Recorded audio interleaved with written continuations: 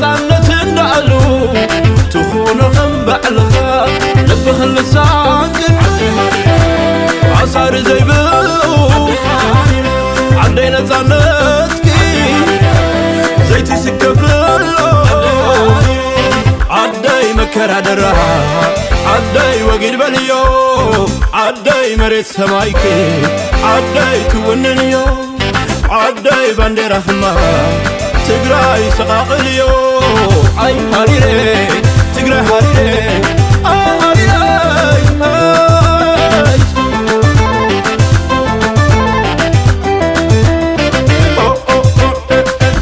أربعين حدن كنتال ورقي أو حمش تورحي نبيرا بنك آتي لعلي 6 بليون يزي أو حمش تورحي أو كلتشن 10 تغلتن كنتال لبيلنا إنا عمد أكيونا هنا أو سمني معلم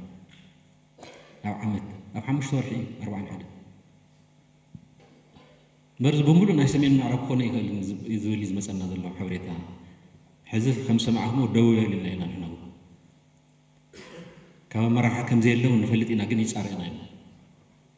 يتسارى أبداً أربعنا كادر رياض معهم تانتاش مني بزيك بهلاوي تناي كيميكالين ماشين زتك أمون دوخو للفت بهلاوي نحوسو وصل الزهونس دوي بل يتسارى بسر دو كبلون كسر هنا የኢህአዴግ አይነት ሆኖ ስም ነው የተቀየረው። ኢህአዴግን በብልጽግና ቀየር ነው። ብልጽግና የሚለው ራሱ የፓርቲው አወቃቀር የመጣበት መንገድ የራሱ ህጋዊነት ተጠያቂነት አለበት። ወደፊት እሱንም በደንብ ይገለጻል። በዚህ ላይም ምርጫ ቦርድ እነ ወይዘሪት ብርቱካን የሚጠየቁበት ዘመን ይመጣል። ሪሊ ብልጽግና የፓርቲው አዋጅ 1162 የምርጫ ቦርድ አዋጅ በሚፈቅደው መሰረት እንትኑን ጠብቆ ነው የመጣው የሚለው ነገር ጥያቄ አለ። በደንብ በዛ መልኩ ነው ወይ ብልጽግና ራሱ የመጣው? ራሱን እንዴት አድርጎ ወዲያውኑ ወደ ብልጽግና ቀየረ? ይሄ ተገቢ የሆነ ጥያቄ ያስነሳል። እሺ ይሁን ብለን እኮ አለፍን። ለምጣዷ ሲባል አይጧ ትለፍያል። ስለዚህ ይሄ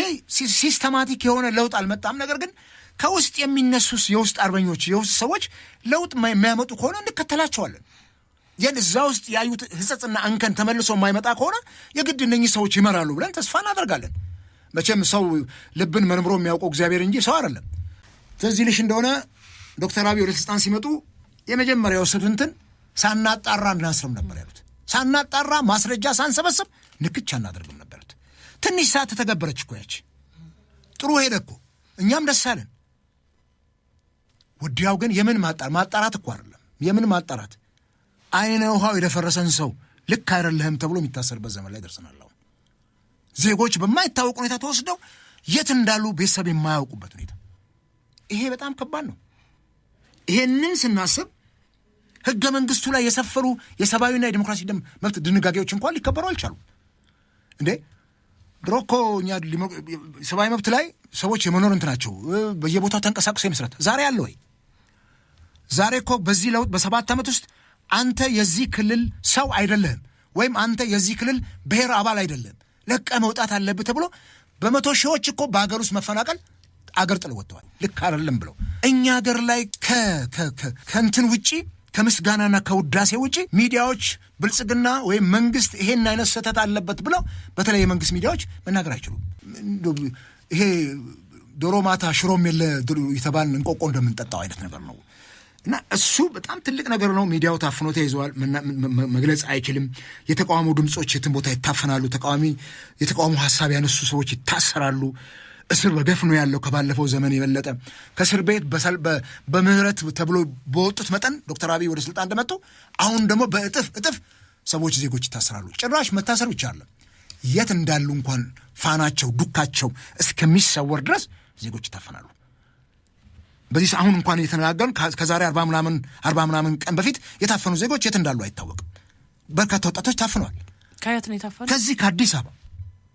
የቀድሞ የኢዜማ አመራርና አባላት የነበሩ ልጆች ታስረዋል። ፖለቲካው ላይ በጣም ብዙ ችግሮች አሉ። የተቃውሞ ጎራ ዛሬ አለ ወይ? ሽባ እኮ ነው የሆነው። የታለ የተቃውሞ ጎራ? ከባለፈው በባሰ ዛሬ እኮ የተቃውሞ ጎራ አንድ ሰላማዊ ሰልፍ ቢጠራ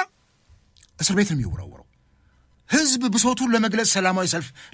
እንዴ የተገላቢጦሽ ሆነ። እንዲያውም በህዋት ዘመን ሰላማዊ ሰልፍ አድርገናል። አንድነት ፓርቲ ላይም ሰማያዊ ፓርቲ ላይም ተደርጓል ሰላማዊ ሰልፍ።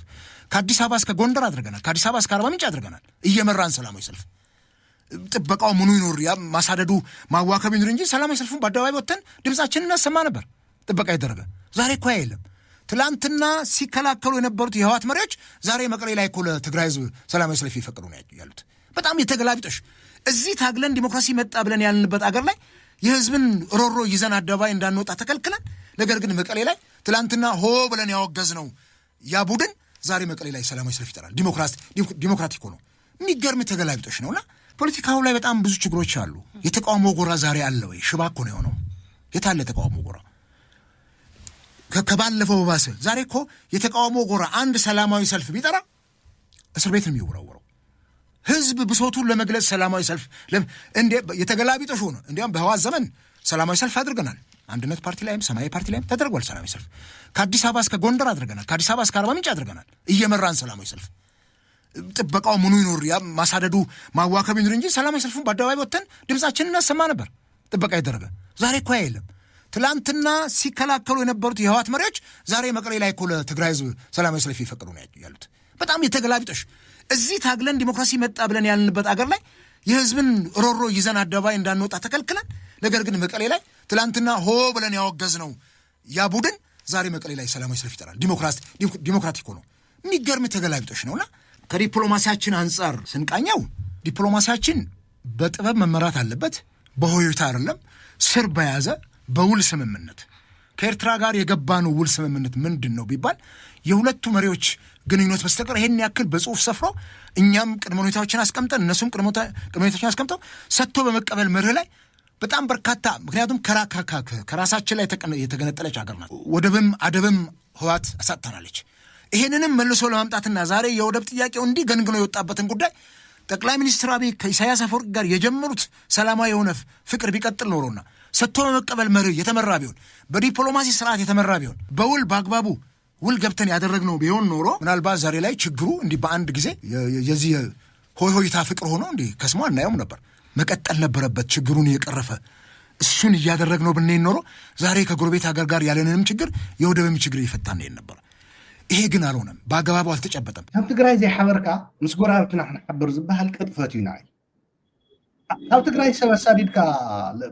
ፕሬዚዳንት ዝኣክል ኣሳዲድካ ተራ ትግራዋይ መጉደፍ እዮም። ኣወል ሰዒድ ተቐቢለ ናይ ሻዕብያ ናይ ህግደፍ ክሳይ ክብል እዮም ምባል ዘይመስል ነገር እሞ ካብኡ ተራኺብካ እንታይ እዩ ነቶም ኣብዚ ንዓኻትኩም መልዒሎም ክሳይ ዝብሉ ተጋርስ ከመይ ንገበርሆም ኣብ ዝብል ክትዛት ትግራይ ከመይ ትርባሕ ክውን ኣይኮነን። ካልኣይ ክንሪኦ ዘለና ኣነ ሻዕብያ ከም ሻዕብያ እዚ ጉዳይ እዚ ይሰርሐሉ ኣሎ እዩ የስ እታ ሕዚ ተጀሚራ ዘላ ክታይ ግን ናይ ህግደፍ ባህላዊ ጉዳያት ዝበሃል ሲሪየስ ዘይወስዶ ህግደፍ ነቲ ዲፓርትመንት ንሱ ሂቡ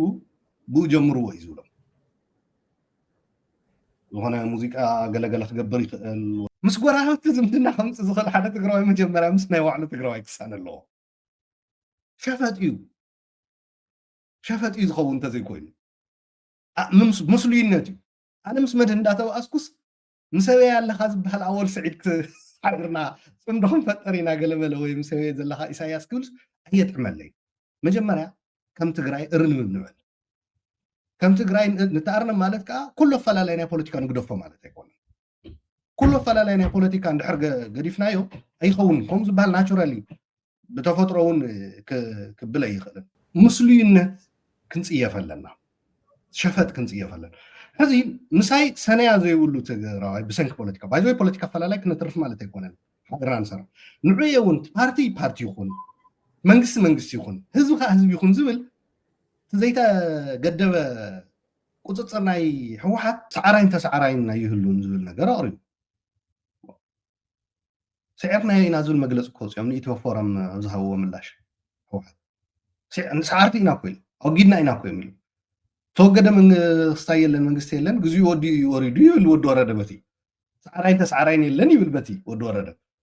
ንሳቶም ከታ ይብሉ ዋ ስዕርና ኢና እዮም ዝብሉ ናይ ህዝቢ ቢልና ኣደራጅና ዶ ሰራዊት ሒዝና ዶ ወጊድና ኢና እዮም ዝብሉ ብሓይሊ። ስለዚ እቲ ካቢኔ በዚ ደረጃ ዝምቁፅፃሮም ዝህቦም ከዓ ዘይተገደበ ዘይተኣርነበ ፖለቲካዊ ስድነት ብዝበለፀ ንትግራይ ናብ ሓደጋ ንህዝባ ናብ ሓደጋ ዝውዕል ናይ መንግስቲ ነገራት ንሕና ኢና ንዝውሮ ነርና እዮም ካብኡ ናይ መንግስቲ ሪሶርስ ተጠቂሞም ናይ ፓርቲ ስራሕ ምስርሖም ጥራሕ ኣይኮነን ሕልፍ ኢሎም ከዓ እንታይ ይብሉ እቲ ህዝቢ ናብ ዝደለይዎ ኣብ ኩናት እቶት ኢልዎ ናብ ኩናት ዝኣቱ ናብ ምስ በዓል እከለ እዩ ፅምዶና እንተኢሎምዎ ንዓ ተፃመድ ዝብልዎ ከም ናይ ውልቀ ንብረቶም ክሰምዖን ክዛረቦን ዝግብኦ ነገር ዝመርፅሉ ካብን ናብን ክንቀሳቀስ ትግራዋይ ፈቐድትን ከልከልትን ክኾኑ ዝደልዩ ጣዕንቶ ዝገለፅኩልኩም ማለት እዩ ንትግራዋይ ሓፍኮፍ ከብልሉ ለቀዳማይ ደረጃን ካልኣይ ደረጃን ከውፅሉ ክፃረፍሉ ከዋረድሉ ከፀልሙሉ እዮም ዝብሉ ነቲ ህዝቢ እውን ከም ንብረት እዮም ዝቆፅርዎ እና ዝበልናካ ትገብር ኣሰራጢና ንገዝእካ እዩ ካብዚኣ ወፃኢ ፍሕድ ዝበለ ትግራዋይ ካብቲ ናቶም ስነ ሓሳብ እኳ የብሎምን ሕዚ ክልቲኦም ፀገም በፂሑ ኢልካ ብጣዕሚ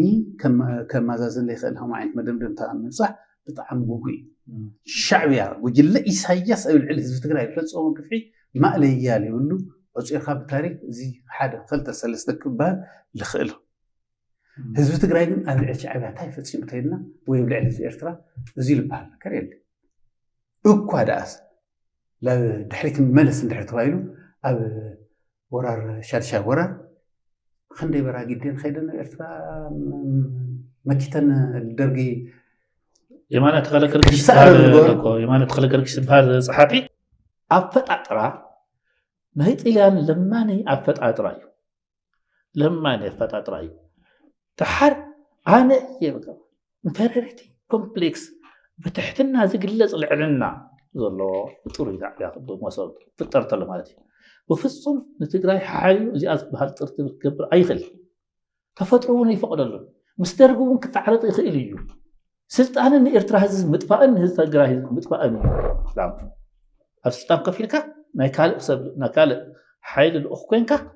نإرترا نتقرأ إرترا متفائن علامه سلازي أفرز تقرأ كل حلو وخبلي يوزف بحال أي سرحن يتيب فوق رجز عزار وزلوا سوات سمامي تمال سمام نير اللي معدون سمام ما نير تمال بسرو كوادا من هوان جميرنا هوات نزول نير لما دم بسرو زفلينا اللنجل إزي ناي بوليتيكا وهالكينا تقرأين نحو النتي لا يكون تموت مالت ما جمرات تحو النتولو زفات روس بربحة خلوا الله تقرأين تحولنا تكدالي حوايكم كنا يكون نتعتو ويجزع يكون لازم أمم وزن هيت زفوتر وتأجمعت زي نمن يوم زين ناو كيح بحر رحم الله سنخيل هذا جنيا يتحطو معرفت ناي كيح بحر حطو نحن يزول زنوس كاب أديس أبابا هذي عصبنا هنا يزول حتى تلاعلني ونحن يسلزول نعود خد كيف عين السم كي موتينا خن كل دخات كيف بعد رستنا أي موال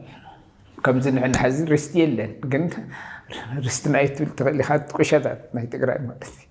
أبوتاتنا بحقوتاتنا وصل استولد حنت جزاقني هيستوريكال عندنا أيزي سلزخانة أو يزور ليل كتحسب تقول تيونا ويني نتهم زحزون نتهم أو تحس زي ركوبن ستايت أغير مخابسر كي حوار تايو ثناي كي بحر بوليس بحر نزحل في عسران قال نعمتات تغاري يمكن تقمل تغير توهلس بشمو كوي تحدث زمت نايس انت شكروا ساعتهم يوم كلفومنا كم زي كاين كبر مسكادس كافت زخدنا الخمس زي قورنا أجندة زلعلو ناي شعبية بوليسي مثلا تنايسان شوعت تنعمت مرت مانيفستو تبغال ناي TPLF تايات في النيرة تنعي مجمّر يعني ناي دكتور بركة أبهب تسلاسي تصحفو متحفو له زو وندد نيشن يرتراج أو شعبيا TPLF انتفالالو مخنيات تيزو TPLF ናይ መጀመርያ ማኒፌስቶ ትግርኛ ዝዛረቡ ኩሎም የነፃ ከውፅእ ዝብል ነይሩ ዋዕዩ ይዝብል ዓርድ ኬቃጂ ኣይኬቃን ንዓይ ክፈርድ ይኮን ከምኡ ዝብል ድሕር ነይሩዋ ናይ ግድን ንሻዕብዮም ክኽርዮም ነይሩዎ ምክንያቱ ተሰጊሩ ዘሎ ትግርኛ ዝዛረብ ህዝቢ ሰይናህናን ኢሎም ይሓስቡ ስለ ዝነበሩ ሽዑ ማለት ኣይናህናን ዝብሉ እውን ናቶም ሕቶ ከም እንታይ ኮይኑ ቀሪቡ ሽዑ ሃገራዊ ኮይኑ ቀሪቡ ናይ ኤርትራ ሕቶ እዩ ንሕና ኮሎኒያል ኣድሚኒስትሬሽን ሒዝና ዝነበርና ንበይንና ኢና እሞ ሃገራዊ ናህና ሕቶ ኢሎም እዮም ኣቕሪቦም ምሳ ብዛዕባ ኤርትራ ክንእልል ከለና ዘስሓቐ ነገራት ኣሎ እቲ ፖለቲካ ኣትሞስፌር ምስ ተቐየረስ እቲ ናቱ ረብሓ ክረጋገፅ ዝደሊ ኣሕዋቲና ምባል ይጅምር እንድሕር ዘየለ ኣሕዋት ኣይኮነነ ይንፋለጥን እዩ ሕዚ እዚ ናይ ፖለቲካ መደቀሲ እዩ ዝግበር ዘሎ ንዓይ ግን ከም ሰብ ማለት ተጋሩን ኤርትራውያንን ቀደም እውን ኣሕዋት ነርና ኢና ሕዚ እውን ኣሕዋት ኢና ፅዋዕ እውን ኣሕዋት ኮይና ንቅፅል ኢና እዚ ዓዲ ነገር ስለዚ እዚ ነቲ ፖለቲካዊ ዝለዋወጥ ስራሕትስ ኣፌክት ክገብሮ ይነበረን ኢና ንብል ዘለና ማለት እዩ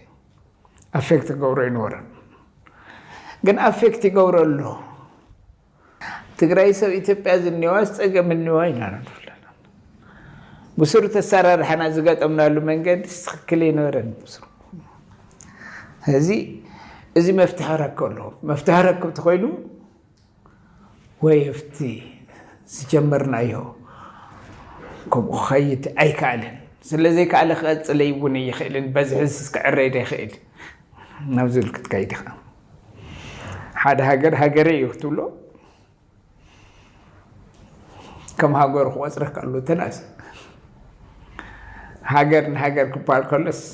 ሃገር ኣብ ሓደ ሃገር ኢና ክትብል ተዝሓፀረት ነገርስ ብሓባር ኮይንካ ዲፈንድ ትገብር بحواركو كنا ديفند يقولن تام راس خي مس إننا بتنقاق إنا خيدنا يو ودورة ده جن ITDF توكالي ITDF ودورة ده TDF تاز فرحنا ياس خوينا دي زلالو صار سايم راس خيط إنا خي خوون فرحنا نيرنا خي ذات تتنققنا بفصوم وتدراوي زخنا مرحي ناوزي خمس يقولن بزبط تتنققنا نصارح نيرنا عندي زيلو ببيد أتشلق لغنا سلطان مسيو زيل علو خنقرنا زغيل حوات يكون ودورة ده حوات يكون سالسا مرات أخوين خي مس TDF قلنا تنققنا نيرنا أنا زولا بوليتيكان ديا زيرو خم TDF لازخونا يكون TPLF يزدي قوة يكون لنا وناتم سلطاني مزدلي تكوجلتي سلطاني زدلي كومزي زدلي زبال منفس يبلنا ناي سلطان قداي يبلنا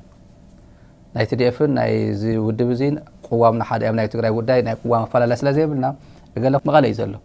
أديس أبا يكون جمع يكون بحر دار يكون كلنا يتبع ميداتات كلها بزعانتها يزوقع هذا TDF يقصر هذا هو حات يقولوا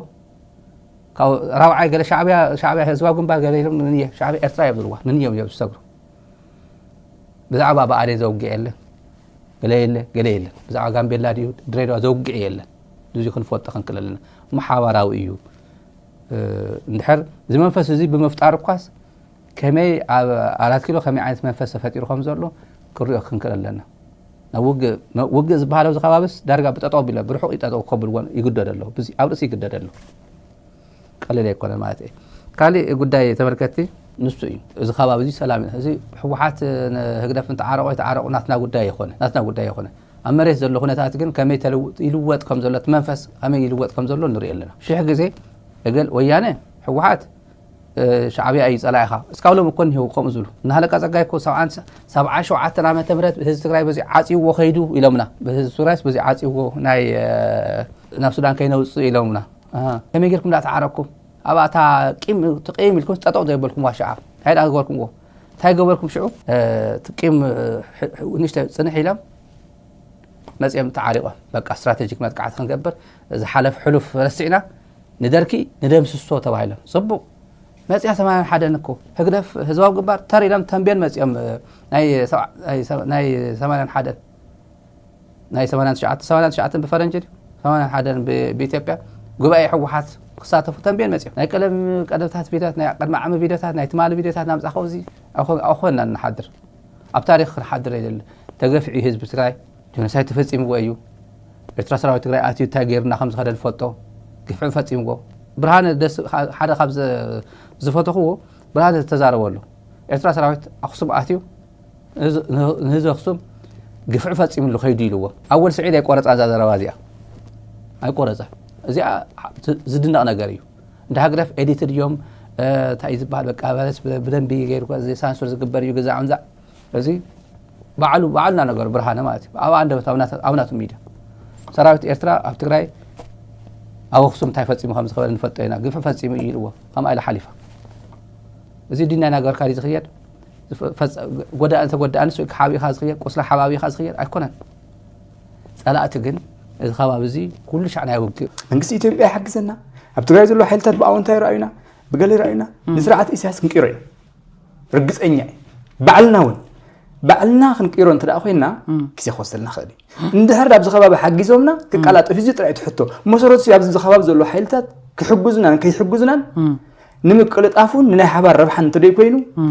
ስለዚ ተሓገዝና ደው ዝብል ቃልሲ የልዓልናን ሱን ኣብ ኤርትራ ሓደ ነገር ትርኢ ሱን ወል ንዕወተሉን ካልእ ነገር ግን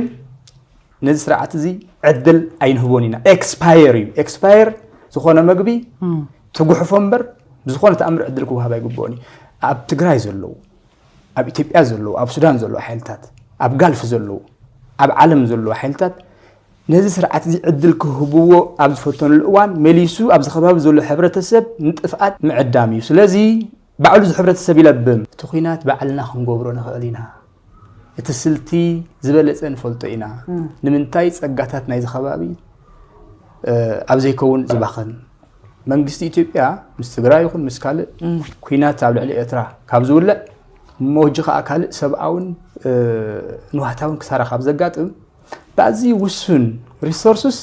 ብለቓሕ ናይ መንግስቲ ኢትዮጵያ ንስርዓት ኢሳያስ ክንግልብጦ ንኽእል ኢና ኣንፂፍናዮ ኢና እቲ መስመር እቲ ስርዒታት ኣብ ውሽጢ ዓዲ ተዳልዩ እዩ ዘሎ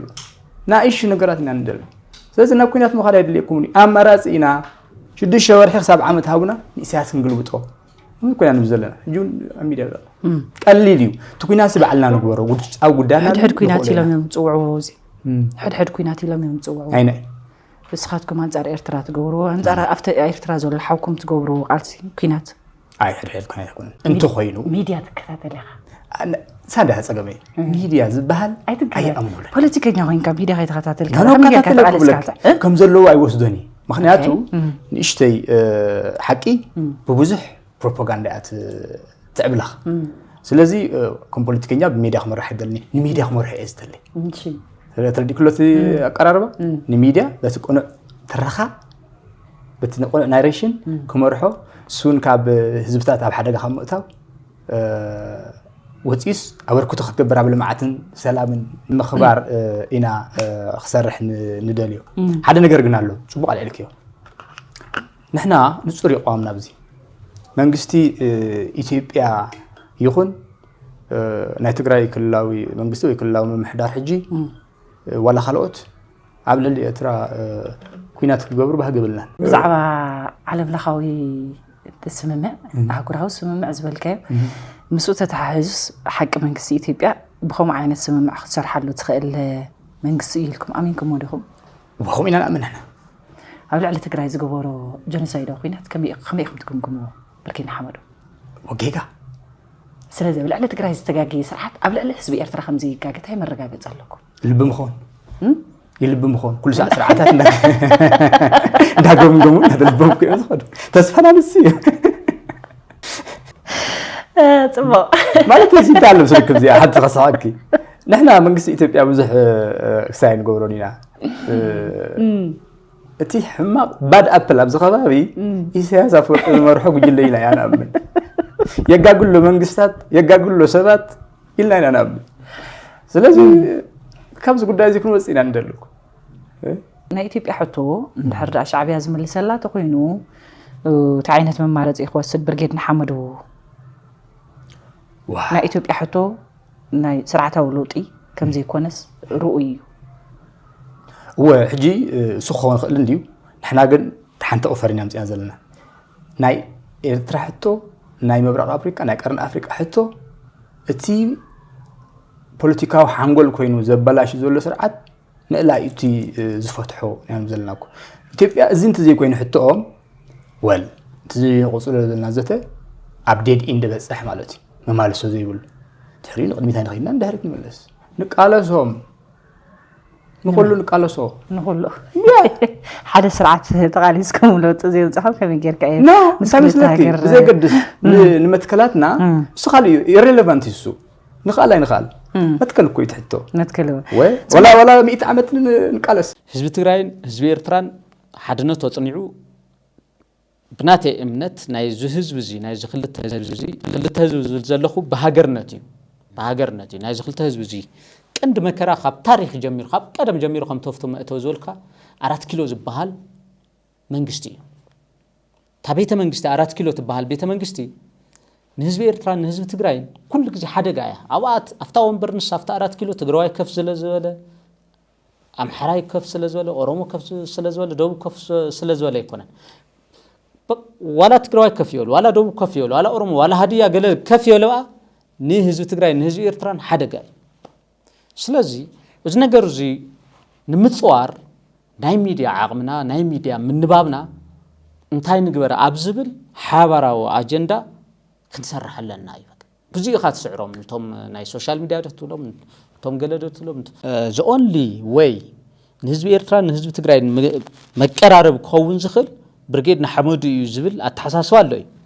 وجن إيرتراويان زو التحساس وازي وحدا زي بحال تجارون جزء مايم السخم زي كونه كم تعنا نسخن حز تقراري بنازل لنا even هزب إيرترا بعلو هزب تقرأي بعلو خطحاوس خم زخل كتر لك أبايتا الميدياون خسب خلك بتحز الله جزاهم محدار تقرأين بتحز بتو منجستي إيرترا قرارو خمسة خلون تسرح لك خمسة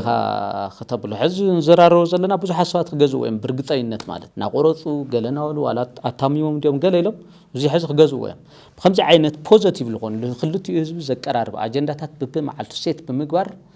يتي سرناي خافتو غوردي ناممخا مخادي كالي ميديا سلازبز حيكونن توانا نغير تحقي ابيلا يلو زئلش حزب إيرتران حزب تግራይን ስለዘሎ تحزلنا له مدرخ بفلاي كعن حزب إيرتران حزب تግራይን أزيو فتاني ብዙሓት ተጻባብኦታት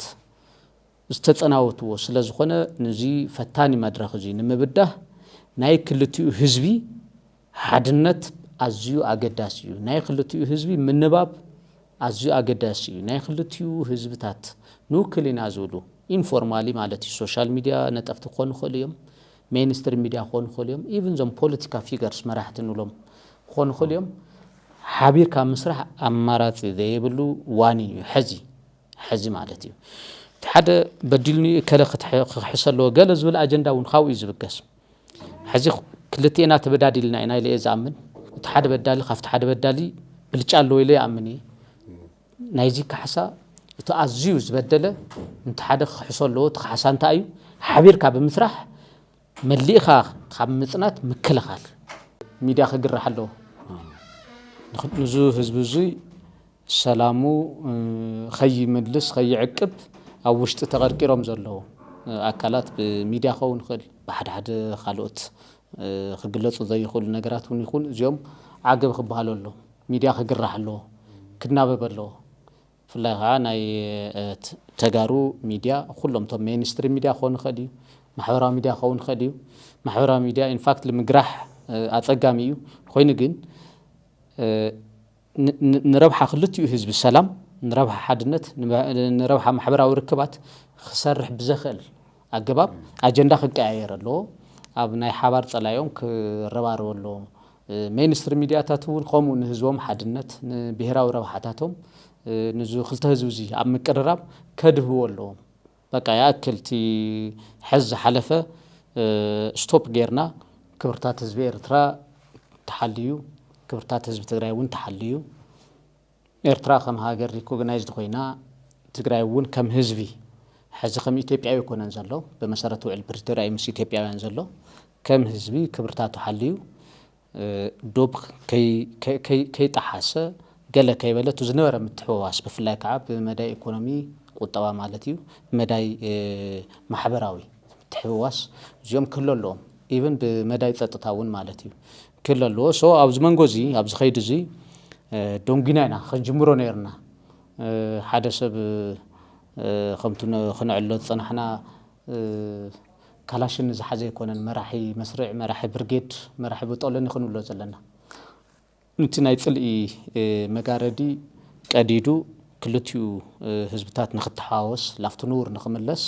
ዝመርሕ ፈላማይ ተቃላሳይ እውን መራሒ عصرتታት ሓያት ብርሃን ክወትሪእሉ ነፃነት ሓሪረዮ ድላይ ክትኾንሉ ትዝኸበረ ውህቶ እታ መሬት በካ ነፃነት እንዳሉ ትኹኑ ከም ባዕልኻ ልብኽ ልሳንቅን ዓሳሪ ዘይብሉ ዓደይ ነፃነትኪ ዘይትስከፍሎ ዓደይ መከራ ደራ ዓደይ ወጊድ በልዮ ዓደይ መሬት ሰማይኪ ዓደይ ትውንንዮ ዓደይ ባንዴራ ኽማ ትግራይ ሰቓቕልዮ ኣይ ሃሪሬ ትግራይ ሃሪሬ